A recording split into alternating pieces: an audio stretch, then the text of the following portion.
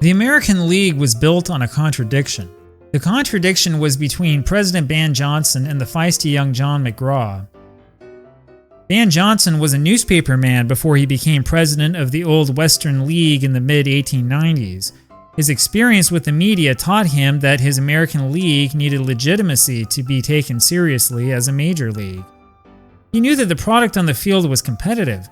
Though it was technically a minor league, the 1900 Chicago White Stockings outdrew the 1900 Chicago National League team, and it wasn't even close. And so Johnson entered into a business relationship with John McGraw. It was truly a marriage made in hell. McGraw was the biggest name in baseball in the late 1890s. Just spend a few hours browsing the old newspapers and you'll see what I mean. McGraw was an incredibly gifted player. I would argue that he was probably the best player in the National League in 1899. And McGraw was also a born leader. Not only did McGraw hit .391 with a .547 on-base percentage in 1899, but he was also the manager of the Baltimore Orioles at age 26. So you can imagine what a big deal it was for Johnson to get this kid on his side. And the deal was pretty simple. McGraw got what he wanted, a team in Baltimore, and Johnson got what he needed, the biggest name in the game. The Baltimore Orioles were removed from the National League at the end of the 1899 season. The National League shrunk from 12 teams to 8, a move that was hugely unpopular with both fans and the press. That was the season the Cleveland Spiders had the worst record of all time. This was chiefly due to syndicate ownership. Owners Frank and Stanley Robinson also owned the St. Louis club. They openly transferred all of Cleveland's talent to St. Louis for nothing. It was a real black mark on the game. McGraw also wound up property of St. Louis, but he held out for weeks in 1900 before finally signing. McGraw demanded a contract without the famous reserve clause so that he would become a free agent at the end of 1900. His ultimate plan was to return to Baltimore, and he found an ally in Ban Johnson. When you look at the 1901 Baltimore Orioles, you're looking at the friends of John McGraw, and this gives you an idea of what his personality was like. McGraw was 28 years old and starting only his 10th season of Major League Baseball, but he was able to convince some of the biggest names in the game to join him in Baltimore. Shortstop Bill Keister, a year older than McGraw, had hit .300 as McGraw's teammate on the 1900 St. Louis team. 31-year-old center fielder Steve Brody had been McGraw's teammate on the famous Orioles teams of the mid-1890s. 37-year-old catcher Wilbert Robinson had been teammates with McGraw since Baltimore was in the old American Association way back in 1891. Robinson, a Hall of Famer, later managed Brooklyn, which were known as the Robins for decades because of him. 30-year-old Iron Man Joe McGinnity, a Hall of Famer, had won 28 games with the Orioles in 1899. He followed that up with 28 victories for the champion Brooklyn Superbas in 1900. He spent the rest of his career playing for John McGraw. Jerry Knox had been a popular winning pitcher for Baltimore in the late 1890s. There were youngsters too. Mike Donlin was only 23 when McGraw convinced him to leave St. Louis and journey with him to Baltimore. Donlin would later be one of the biggest stars in all of baseball in 1908. Hall of Famer Roger Bresnahan was a promising young catcher with Chicago in 1900. McGraw convinced the future Hall of Famer to join him in Baltimore too. As you can imagine, this team was really popular. In fact, the new Orioles were so popular that over 10,000 fans greeted them on opening day. Attendance was high throughout the American League on opening day in 1901. Baltimore fans came out in full force. Meanwhile, in Philadelphia, over 15,000 fans came in full support of Connie Mack and his new athletic club. This made a huge contrast to the Philadelphia Phillies, who were also home on April 26th. The Phillies drew less than 800 fans. Now, that American League game in Philadelphia is remarkable because of an incident involving arguing over balls and strikes. The batter was Bill Everett, 32-year-old captain of the Washington Senators, who was playing in his final Major League season. Everett struck out on a called third strike to end the top of the third inning. He voiced his displeasure with the decision and was sent straight to the showers. The umpire that day was Jack Haskell, a well-respected umpire who had been working for Ban Johnson since the mid-1890s. Haskell is interesting. He had taken the entire 1900 season off, returning only to the American League for its inauguration as a major league. Haskell apparently didn't have much patience. He wound up ejecting 18 American League players in 1900. Everett was only the first.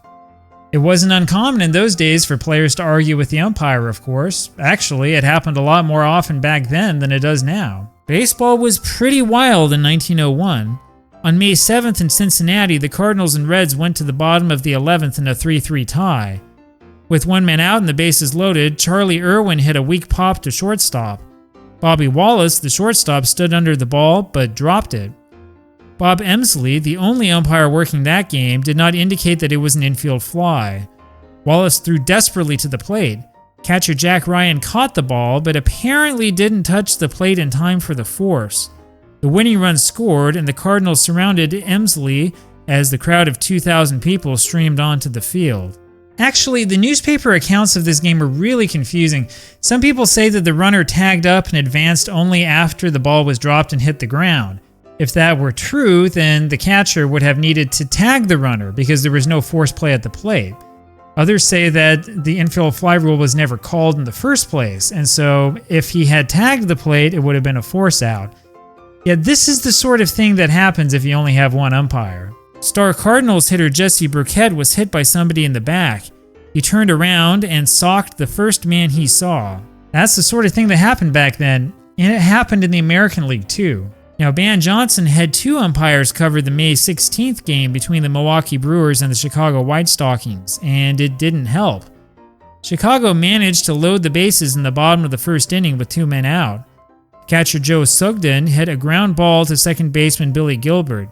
Gilbert threw to first for the third out. However, star first baseman John Anderson dropped the ball. Tom Connolly, the umpire at first, called Sugden out. The White Sox were outraged and started to argue. Connolly then asked Al Manasso, who was working the plate, for help. Manasso told him that Anderson had dropped the ball, and so Connolly reversed his decision. But while all of this was happening, the Brewers had left the field, concluding that the third out had been made. Meanwhile, the Chicago runners promptly circled the bases, including Sugden. All four runners scored on an unusual grand slam home run ground ball to second. The ruling stood and Chicago won 14-1. Now, we can't just blame this on the fact that the American League was in its first year as a major league, although many historians and commentators have done that. You have to remember that these umpires were all experienced, and so were these players. This is what baseball was really like in 1901. And that brings us back to John McGraw. On May 7th, the Orioles were in Philadelphia. Jack Haskell was the umpire again. Haskell's decisions were really unpopular that day. Reporters in both Baltimore and Philadelphia complained in their write-ups. The Baltimore Orioles started a man named Frederick Schmidt, who was one of the most interesting characters in baseball history. Baseball Reference will tell you that his nickname was Crazy, and I think that there's a good reason for that. It's not that Schmidt was insane, he wasn't like Rube Waddell. Rather, he was kind of full of himself. Schmidt pitched a grand total of 54 games in his career. 20 of those were for the 1899 Cleveland Spiders, where he won 2 and lost 17. He appears to have dropped out of baseball entirely in 1900, only to come back at McGraw's behest in 1901. He also self-published a book in 1901 called How to Play Ball, which is allegedly full of errors. Okay, plug for me, if you've got a copy of this book, I mean physical copy, scanned copy, or whatever, please let me know. I really would love to read it. Of course, I prefer a scanned version, but I'll take anything. I can't find it anywhere. Schmidt had an 8-7 lead going into the bottom of the 6th inning of this game. His first 2 pitches to pitcher Billy Milligan were close, but they were called balls. John McGraw at third base started to argue with the umpire. Haskell promptly threw him out of the game. And later on, after a few more close calls that didn't go his way, Schmidt completely lost it. He made some kind of a loud groaning sound and lay down flat on his back in protest. And so Haskell ejected him as well. Now, this kind of behavior clearly wasn't all that rare in 1901, but what happened afterwards is a bit odd. Ban Johnson was trying to get rid of all the arguing in the American League.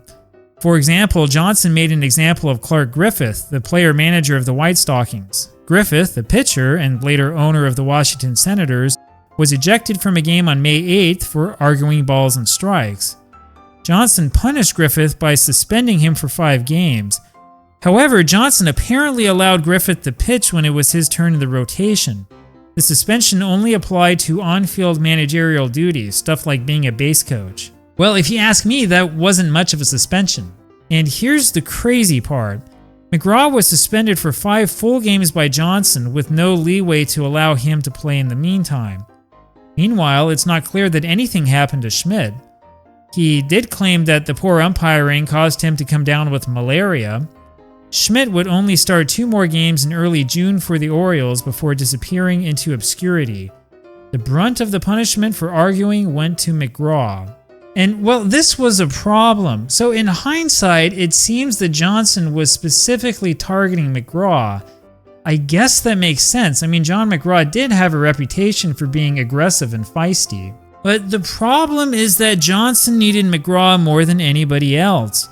Whether he realized it or not, he couldn't afford to let the clash of personalities between them get in the way of their business relationship. As it turns out, this was only the first time that Johnson suspended McGraw. And, as we'll see later, Johnson's treatment of McGraw almost put the American League out of business as quickly as it had begun.